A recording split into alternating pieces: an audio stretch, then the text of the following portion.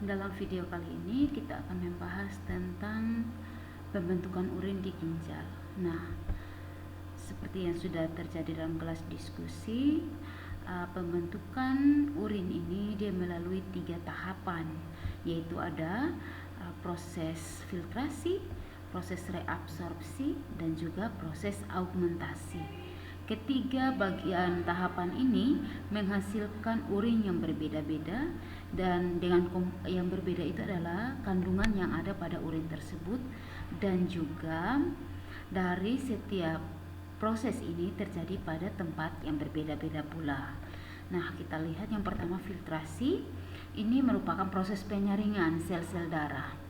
Nah, yang disaring di sini darah yang masuk melalui arteri pada ginjal itu dia akan difiltrasi menghasilkan urin primer. Nah, di sini karena masih banyak mengandung air, glukosa dan asam amino. Jadi air, glukosa, asam amino masih banyak yang diserap kembali ke dalam darah. Tapi yang jadi darah yang dikembalikan melalui arteri eferen, jadi yang masuk melalui yang keluar melalui arteri aferen ini sudah merupakan hasil penyaringan di glomerulus. Ini dia akan menghasilkan darah yang sudah banyak diserap air dan juga glukosa dan asam aminonya. Sementara tahapan filtrasi ini disebut dengan urin primer. Hasilnya disebut urin primer. Nah, pada tahapan kedua yaitu reabsorpsi ini dia akan terjadi penyerapan kembali zat-zat yang masih dibutuhkan oleh tubuh. Hasil dari penyerapan ini dan ini terjadi di tubulus proksimal. Di tubulus proksimal sini. Dan setelah selesai melakukan reabsorpsi, apa yang direabsorpsi? Yang direabsorpsi ini adalah senyawa ion air yang masih sangat penting bagi tubuh, tapi masih terkandung di dalam urin primer, itu akan diserap kembali sehingga hasil akhirnya itu berupa urin sekunder.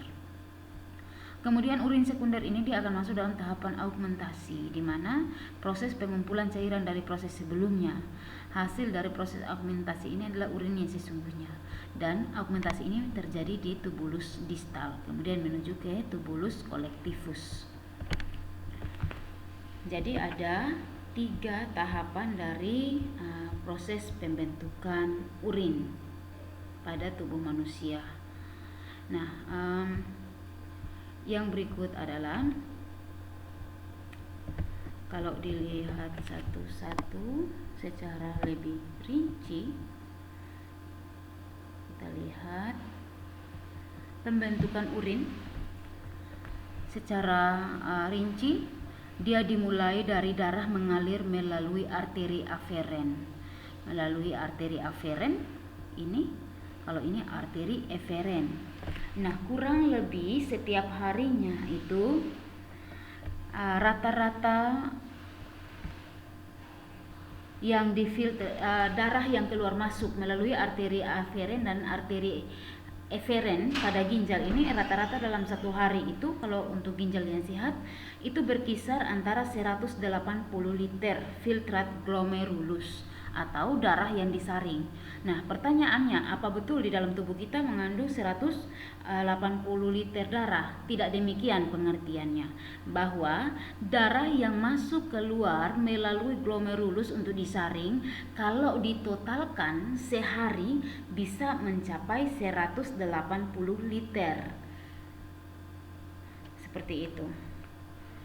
Nah, jika volume plasma pada orang dewasa rata-rata 2,75 liter plasma yang ada di dalam glomerulus yang untuk menyaring, berarti ginjal akan menyaring secara keseluruhan itu darah yang membawa filtrat itu sebanyak 65 kali sehari melalui glomerulus. Kemudian laju filtrasi pada glomerulus ini dia bergantung atau dikontrol oleh saraf simpati dan juga saraf parasimpati, dan dia tidak memberikan pengaruh atau kerusakan pada ginjal selama proses filtrasi atau penyaringan. Jadi darah yang dari bagian tubuh akan mengalir melalui arteri aferen kemudian masuk ke dalam glomerulus, karena glomerulus ini tersusun oleh kapiler darah. Setelah itu terjadilah proses penyaringan ditandai dengan tekanan darah pun menjadi tinggi sehingga mendorong air dan zat-zat yang memiliki ukuran yang lebih kecil akan keluar melalui pori-pori kapiler glomerulus dan menghasilkan filtrat. Jadi dia keluar ke kapsula Bowman ini yang warna kuning. Kemudian yang tidak keluar berarti itu dia akan diedarkan lagi bersama dengan darah. Yang dikeluarkan itu berarti dia siap menjadi filtrat atau pada proses akhirnya itu adalah urin. Nah, yang keluar melalui pori-pori kapiler ini akan menghasilkan filtrat. Dan filtrat ini dia mempunyai kandungan seperti urobilin yang berwarna kekuningan, makanya air kencing kita berwarna kekuningan, urea, glukosa, air, asam amino dan ion-ion seperti natrium, kalium, kalsium dan klor. Ini yang terkandung dalam urin primer saat filtrasi di glomerulus. Kemudian dilanjutkan dengan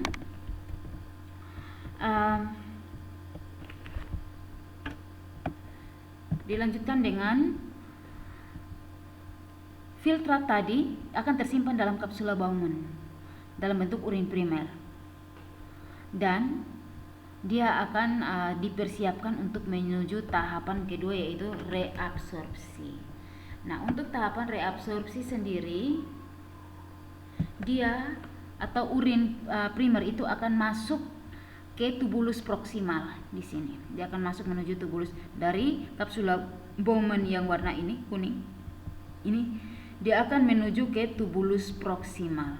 Ke tubulus proksimal di sini. Nah, ke tubulus proksimal urin ini filtrat ini yang urin primer itu dia akan mengalami proses penyerapan kembali oleh zat-zat oleh tubulus proksimal. Apa yang diserap? Jadi penyerapan kembali itu adalah untuk zat-zat yang masih diperlukan oleh tubuh tapi masih terkandung di dalam urin primer seperti glukosa, asam amino, ion kalium dan zat-zat lain yang masih dibutuhkan akan diangkut ke dalam sel, kemudian ke dalam kapiler darah di dalam ginjal. Nah, sementara pada saat reabsorpsi ini hanya terjadi penyerapan kembali sedikit urea saja karena urea itu tidak boleh banyak di dalam darah. Nah, kemudian cairan hasil reabsorpsi pada tubulus proksimal ini dia akan hasil akhirnya disebut dengan urin sekunder yang mengandung air, garam, urea, kemudian urobilin yang memberikan warna kuning.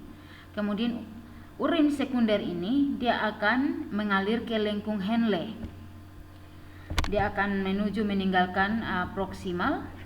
Dia akan meninggalkan tubulus proksimal ini.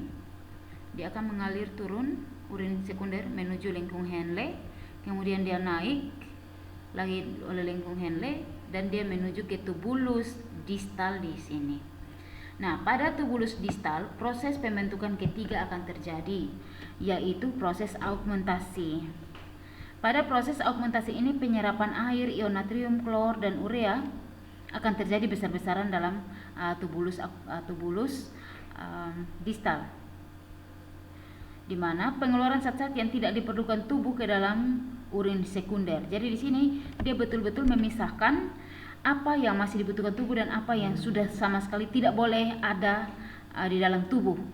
Nah, ketika semua sekretnya itu terbentuk, maka proses augmentasi ini akan menghasilkan urin yang sesungguhnya dengan mengandung zat-zat yang tidak diperlukan tubuh. Nah, dengan demikian urin sesungguhnya ini dia akan disalurkan ke pelvis renalis, ke bagian rongga ginjal. Di bagian rongga ginjal ini dia akan terhubung ke bagian ureter.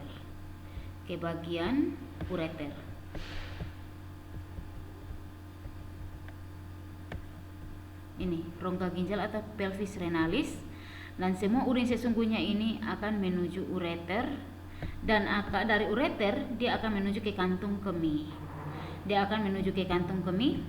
Kemudian di saat kita merasa ingin buang air kecil atau pipis, itu ciri-ciri bahwa sinyal dari tubuh memberikan informasi kalau kantung kemih yang ada itu sudah terisi penuh oleh urin, sehingga proses pengeluaran urin dari dalam kandung kemih itu harus terjadi. Jadi proses pengeluaran urin ini dalam kandung kemih ini disebabkan oleh adanya tekanan akibat adanya sinyal yang menunjukkan bahwa kandung kemih sudah penuh. Nah, hal ini maka direspon oleh tubuh, yaitu terjadi kontraksi otot perut dan otot kandung kemih. Nah, ketika terjadi kontraksi ini, maka urin dapat dikeluarkan dari tubuh melalui uretra. Jadi ureter sama uretra beda. Ureter itu saluran yang ada pada pelvis renalis, dari saluran dari dalam ginjal. Saluran dari dalam ginjal seperti ini, pelvis renalis, dia langsung menghubungkan ke ureter, selang yang menuju ke kandung kemih. Kemudian dilanjutkan lagi ke organ kelamin. Nah, ketika kita melakukan buang air kecil atau pengeluaran urin dari tubuh yang dia keluar lewat organ kelamin kita, itu bukan lagi ureter tapi uretra namanya. Saluran kencing pada organ kelamin itu yang disebut dengan uretra. Jadi ada perbedaan nama. Sekian materi tentang proses pembentukan dan pengeluaran urin dari dalam tubuh manusia.